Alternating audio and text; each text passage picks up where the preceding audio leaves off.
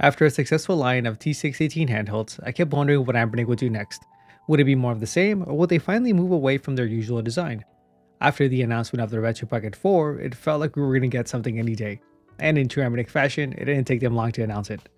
Their next generation of handhelds is kicking off with a new look and a new chip. The 556 is a departure from a lot of what Anbernic usually does, and there's a lot to cover. So let's dive in and see what Anbernic's new flagship handheld has to offer.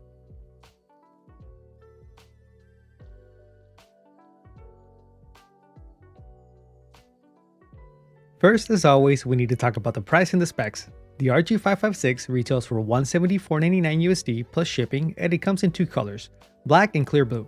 It runs on Android 13, has a Unisoc T820 octa-core CPU with one A76 core clocked in at 2.7 GHz, three A79 cores clocked in at 2.3 GHz, and four A55 cores clocked in at 2.1 GHz. A Mali G57 quad-core GPU clocked in at 850 MHz, 8GB of LPDDR4 RAM, 128GB of internal storage, and support for up to a 2TB microSD card. Anbernic also offers the option of getting a 128GB or 256GB preloaded SD card. It comes with a 5.48-inch 1080p AMOLED screen, a 5500 mAh battery that Anbernic once again claims 8 hours, but as usual, that's going to vary. I've got about 4.5 hours playtime with a variety of PlayStation 2 and Gamecube games, and well over 8 hours playing easier games on things like Super Nintendo and PlayStation 1.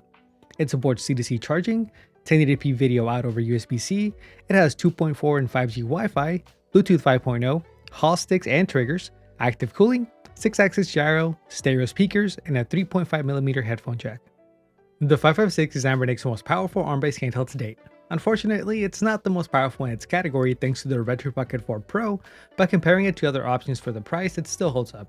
To get a better idea of where it stands, I ran some benchmarks on the 556, Retro Pocket 3 Plus, Odin Pro, Pocket 4 Pro, but unfortunately I don't have a base RP4 or an Odin Lite anymore, so I can't benchmark those myself. But to have a better reference point, I'm going to be using the Geekbench 6 and Notebook check results for the D900. Keep in mind, the Odin Lite and Retro Pocket 4 use the same D900 chip, so performance should be similar. All of the CPU and GPU tests, except for the D900, were done using the lowest and highest performance mode, and both Vulkan and OpenGL were tested in the same way. The 3 Plus in standard mode had a single core score of 474 and a multi-core of 1327. In high performance mode, it scored 472 and 1549. The GPU in standard mode using OpenGL scored 1080, and in high performance mode we got 1144. For Vulkan, we got 1040 and 1071. The 556 in auto mode had a single core score of 862 and a multi of 2462. In high performance mode, it scored 868 and 2477. For the GPU in standard mode using OpenGL, it scored 2210 and high performance mode 2258. For Vulkan, we got 2243 and 2253. The D900 has a single core score of 887 and a multi of 2279. For the GPU using OpenGL, it scores an average of 2340, and for Vulkan, it scores an average of 2326. The Odin Pro in standard mode had a single core score of 562 and a multi of 1837. In high performance mode, it scores 574 and 2062. For the GPU in standard mode using OpenGL, it scores 1831, and high performance mode 2432. For Vulkan, we get 1746 and 2367. Just goes to show how much of a difference Snapdragon drivers can make. Finally, the 4 Pro in standard mode had a single core score of 804 and a multi-core of 3267. High performance mode, it scored 1127 and 3536. For the GPU in standard mode using OpenGL, it scores 4272. In high performance mode, 4712. For Vulkan, we get 4375 and 4687. For the 556, I also ran a 20-minute 3D Mark wildlife stress test using high performance mode and got a score of 2019. 99.5% stability, lost 8% battery, and the fan never turned on. So if you like to sit down for long play sessions, you don't have to worry about performance drops.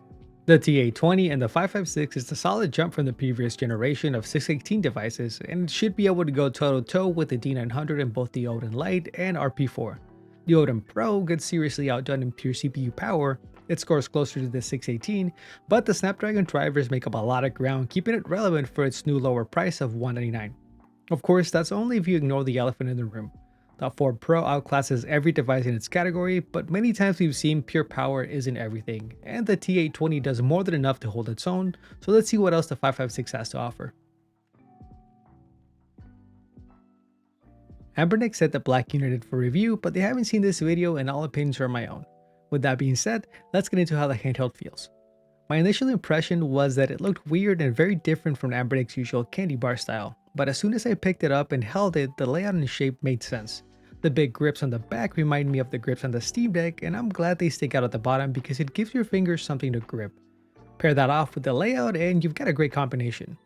From a pure ergonomic standpoint, in my opinion, this beats everything in its size. But it's not all sunshine and rainbows. The materials don't feel as premium as what we've seen from Anbernic and other companies, and some details in the build quality keep it from having that premium feel. I wouldn't call it cheap feeling, but it's not the best we've seen. The black shell also smudges after playing for a few hours because even though it has a matte color, it feels very smooth, almost like a glossy shell. The sticks are the usual Switch style hot sticks we've seen from Anbernic, and this is an area I hope they improve on this year. These unfortunately have a heavy cardinal snap, and paired off with their small size, it makes it hard to play games that need precision aiming. Luckily they aren't too recessed, so you can use some caps on them to add some height. This isn't the first time we see this issue with Anbernic hot sticks, and I hope just like with the 505 we had an update to address it. They have a white LED ring around them that can be set to breathe or stay on, as well as a brightness slider. At this time, the color can't be changed, and I don't know if this is something that can be updated. I had a weird bug with the LED controls where the text would disappear. It didn't happen every time, but it's still worth mentioning. The D-pad is different than what we've seen from them. It's bigger, a little closer to what you would find on a regular controller, and it's glossy. It feels looser than what I'm used to from this company, but it's still easy to hit the directions you intend, so it's great for platformers and fighting games. I usually do 2 tests on D-pads using a gamepad tester. The first is holding down a direction and pushing side to side, and the second is rapid movement from one side to another. Both times I'm trying to see how easy it is to hit false diagonals. In both cases, it passed. Another thing I appreciate is the position. Most of the time I like having the D-pad above the analog sticks because usually the D-pad gets put in an uncomfortable position. But because this has those big grips and the D-pad is offset from the sticks, it's actually not bad for games that primarily use it. The face buttons are glossy, a little smaller than what you would expect, but it's not really a problem. The thing I don't really like about them is that they feel loose in the shell. Now to be fair, this is a review unit so things might change and it hasn't been a problem in any games, but it's still something to point out since I've never had this issue with an Anbernic device. The shoulder buttons are thankfully stacked. L1 and R1 are both very clicky, and we finally have analog triggers from Anbernic. I'm happy to say they did a good job with these. They're a little stiffer than what I would like, but they don't grind and I have had no issues using them. Other than that, we have our Anbernic launcher and home/back button on the bottom left, start and select on the bottom right, 2 down facing speakers, SD card slot, USB-C port and headphone jack at the bottom, and unfortunately when I tried using headphones I could hear a subtle ping sound in the background. I can't confirm if this is a widespread issue or just my device, but I'll update as more people start getting theirs. On the back, we have 2 intake vents. At the top, we have an exhaust vent, charging LED, volume rocker, and power buttons. The ergonomics are great, but there are some areas that could have been better. Up next, let's take a look at the fan and see what kind of cooling setup Anbernic is using. We have 4 options for fan control: off, auto, cool, and strong mode.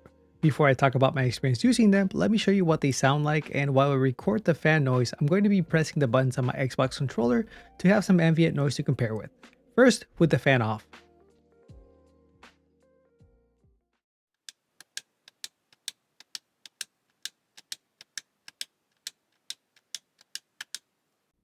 Next up in cool mode.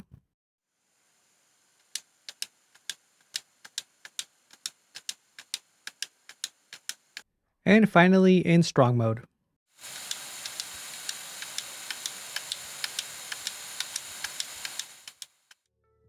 The fan is a little loud, but I never actually heard it get up to full speed. I just set it to auto, and for the most part the fan was off. It was only in demanding games that it would actually come on, and usually for short bursts. But those bursts were noticeable, so I hope Anbernic does an update to give us a quiet mode because I don't think we need that much power out of the fan to keep this chip from throttling.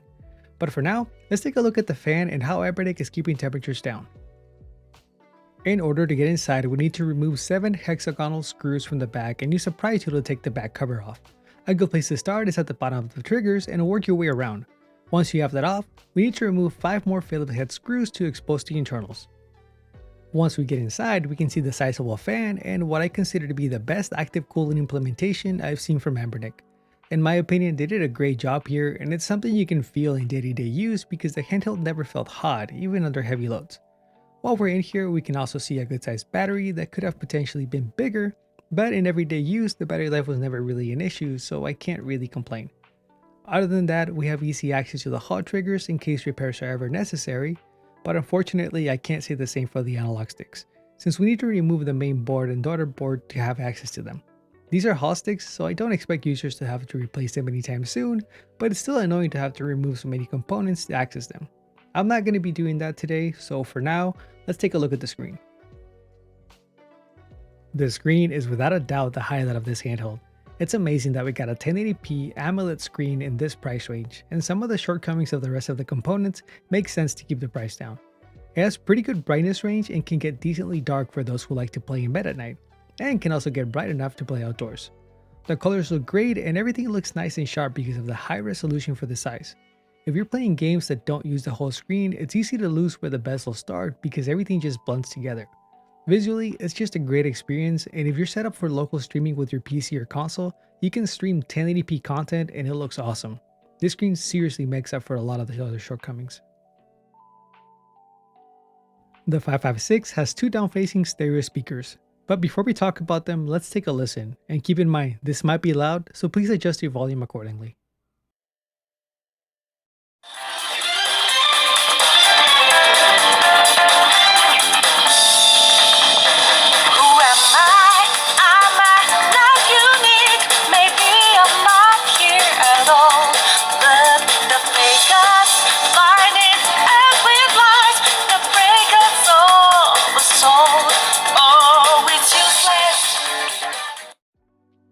The two down-facing speakers are okay, they get fairly loud but start to distort as you get towards the upper limit. They also have no bass, but I suppose you're not really going to be using this as a music player. It's unfortunate that they're down-facing because I think they could have made room for them in the front. It didn't really bother me when I was playing, but it would have been better, especially since I'm having issues with headphones. Luckily, Bluetooth headphones work and I didn't notice any lag using them, but this is an area that could be improved. The 556 is running on Android 13. So if you have an Android phone, you're going to feel right at home. As usual with these handhelds, we have a few extra features to make the experience more console-like. Most of these are going to be in the drop-down menu. Here we can find the fan settings that can be adjusted just by tapping. You can also toggle the CPU mode from auto to high, change the controller settings from NS to Xbox mode, and this last one is important because it doesn't just affect ABXY. It also changes how the triggers are identified. For analog input, you have to use Xbox mode. Luckily, the triggers are recognized in games, so as long as the game supports gamepads, you're going to be able to use them. But if the game specifically needs an Xbox controller, it's not going to work because the system doesn't register like an Xbox controller. This is unfortunate for games like Call of Duty and mobile, but Gamma already added this feature to the 405 line and both AVYN and Redtoid did it too, so I'm hoping it makes its way here too. It also has a key mapping function that you can enable by holding down the tab until the mapper shows up. From there, you just select the buttons you want to use and place them over the touch area on the screen. For camera control, you're going to want to set the right stick using the gas pedal icon. There's also pre-configured options for a lot of popular games like Genshin Impact that you can just select and everything gets laid out for you. But for some reason, Call of Duty isn't one of them. Once you have everything where you want, you just tap switch, close the key mapper, and you're ready to start playing. The key mapper is okay, it's good that it's here, but it's not as user-friendly as I would have liked it to be. And finally, we have Anbernic's launcher that can be quickly accessed by pressing the button on the bottom left.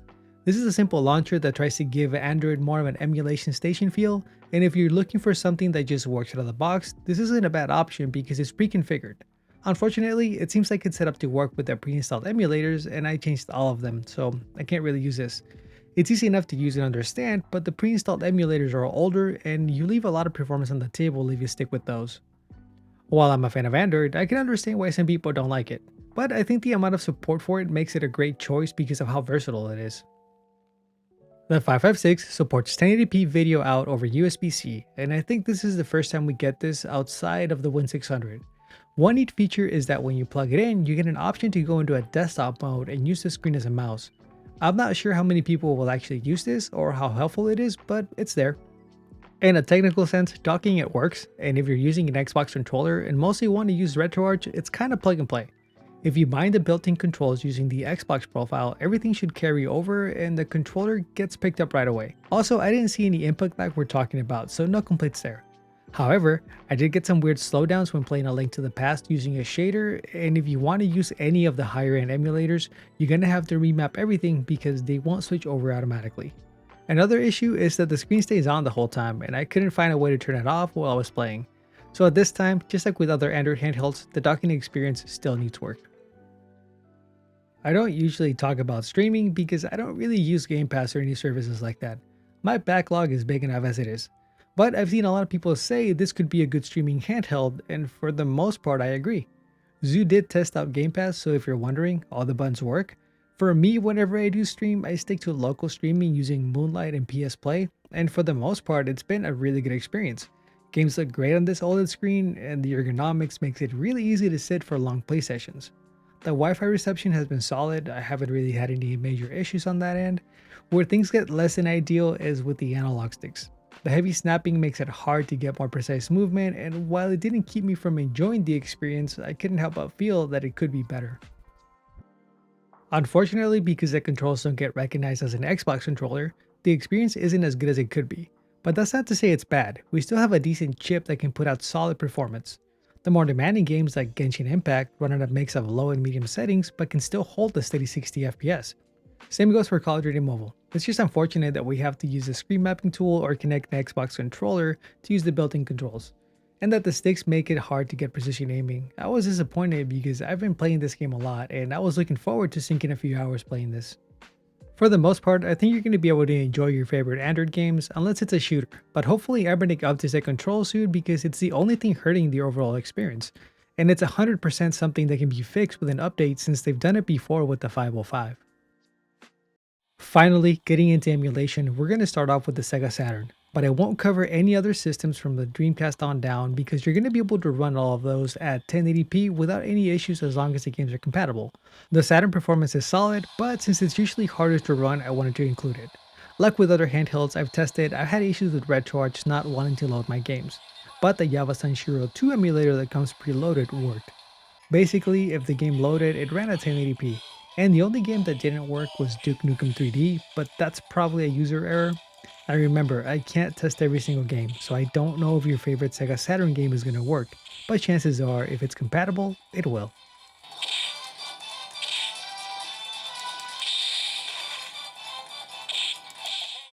PPSSPP was the only emulator that gave me trouble when I wanted to update it.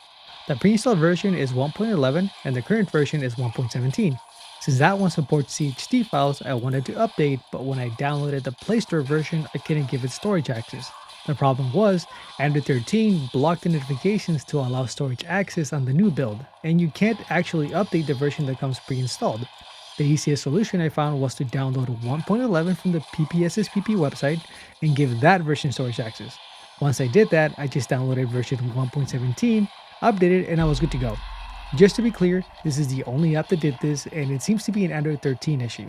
I emailed the PPSSPP dev to let him know, and I hope it gets solved in the next update.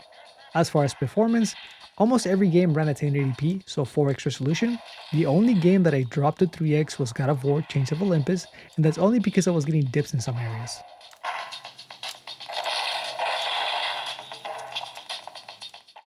3DS was fine. I was able to play most games at a 2x resolution, but I did have to alternate between the mainline Citra Nightly emulator and Citra MMJ, as well as having to switch between Vulkan and OpenGL. It would have been great to be able to keep everything in one place, but it's not a huge deal, and Citra MMJ still has some features that the mainline doesn't have, like free screen sizing and fast forward. Citra has been getting a lot of attention lately, and I'm sure performance and compatibility will improve. For now, you can play a large amount of the library, but some games like Monster Hunter 4 still don't work. As cold as hell. I don't mind you giving me that treatment, but you really should try to warm up to everyone else. By the way, you heading out? Yeah. Let me. Vita is a system that I've never featured before because the emulator was in very early development, so it didn't seem like it was worth it. Just to be clear, Vita 3K is still in the early stages, so don't expect a large part of the library to work, but you can get some pretty big games like Persona 4 and Borderlands 2 to run at a 2x resolution with a steady 30 FPS. Some other games like Gravity Rush run fine, but have graphical issues, so you're gonna have to check the compatibility list to see if your favorite games are currently playable.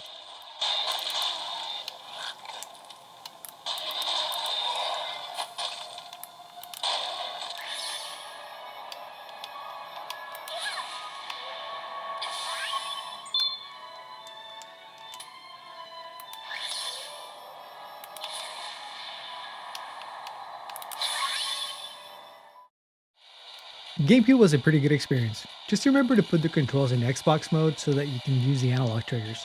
I used the latest dev build from the App Store, and most games ran at a 2x resolution with some minor slowdowns, but nothing I would consider unplayable. I had to do things like switch from OpenGL to Vulkan on some games and turn some hacks on, but I was very happy to see that almost every game I tried worked without having to make any big compromises. But keep in mind I'm saying most because some games like Need for Speed Most Wanted just wouldn't run at a playable speed without setting the CPU clock to 60. And when you do that, the game runs at 30 FPS, so it's not the smoothest experience. But that's one of the few games that actually gave me a hard time. For the most part, GameCube was a very enjoyable experience.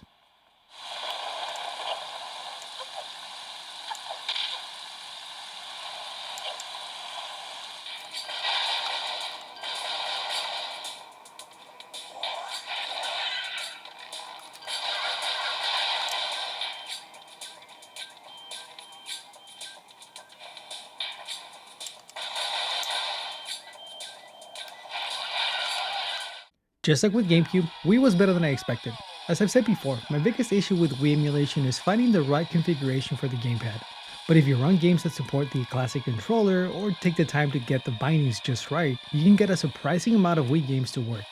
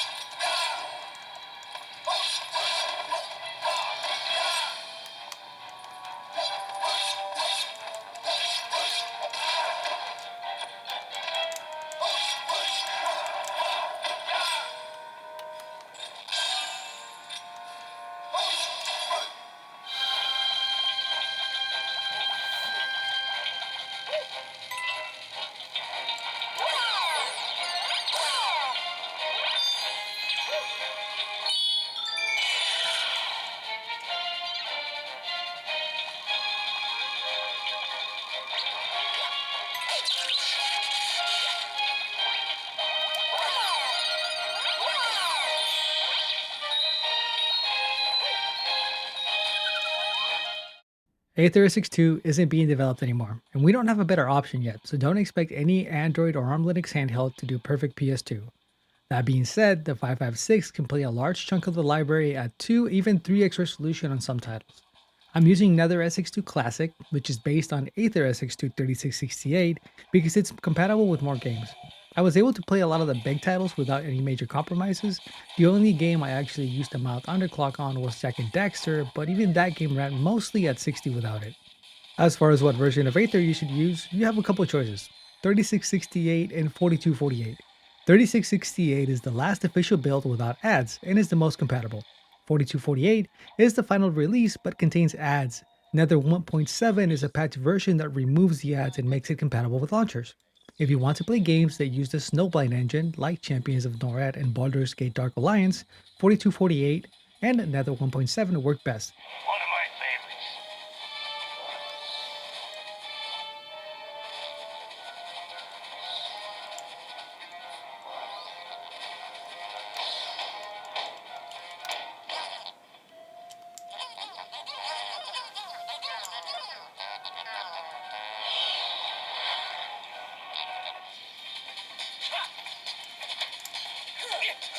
Come on!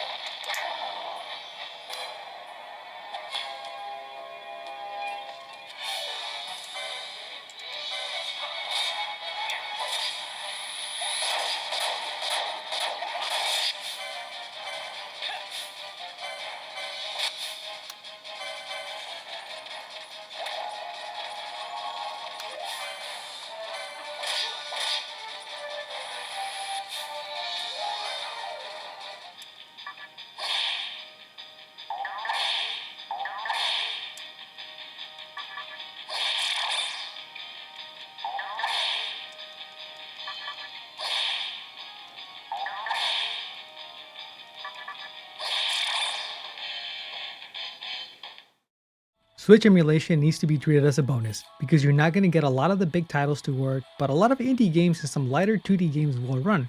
You're going to have to use a sub 1x resolution for a lot of these games, but with the new FSR feature, it's not too bad. Yuzu is getting better every day, so who knows how much better things could get. But this isn't a handheld I would ever pick up for Switch specifically.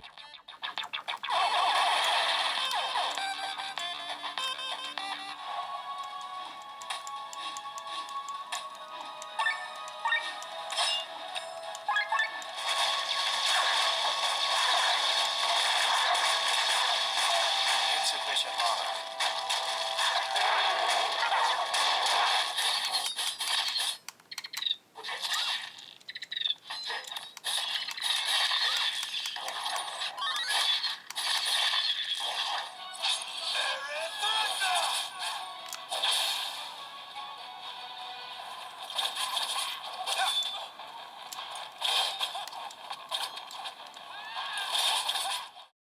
The 556 is a good step forward for Anbernic. It's unfortunately held back by some of the components, but after spending some time with it, I'm very surprised by how much I enjoyed using it, and I've been picking it up a lot more than I expected. It has its issues. For starters, the software experience could be better. The sticks need to be fixed. It's not the most powerful option in its price range, and the materials aren't the best we've seen from Anbernic. But the ergonomics and the screen are some of the best in any handheld. Games look great on it, and nothing in its category beats it in that regard. That goes a long way towards making it a competitor. It feels like it's one good software update away from being great. From what I understand, Gamma OS is being worked on for it, so it's only going to get better. Depending on what aspects of a handheld you value more, this might be a great fit for you. More options is always a good thing, and I'm always happy to see companies compete with each other because usually that means we get better stuff. 2024 is going to be an awesome year for handhelds. That's going to wrap it up. I hope this video was informative and that you enjoyed it. There's 3 of us on the channel, so every video is a little different, but we do our best to bring you quality content. If you want to check out more of my videos, we each have a playlist on the channel. And if you want to hang out with us, you can always find us on Discord, and we go live on here all the time. If you haven't already, don't forget to subscribe. It really helps the channel grow and helps us bring you more videos like this. Thanks for hanging out. I'll see you on the next one.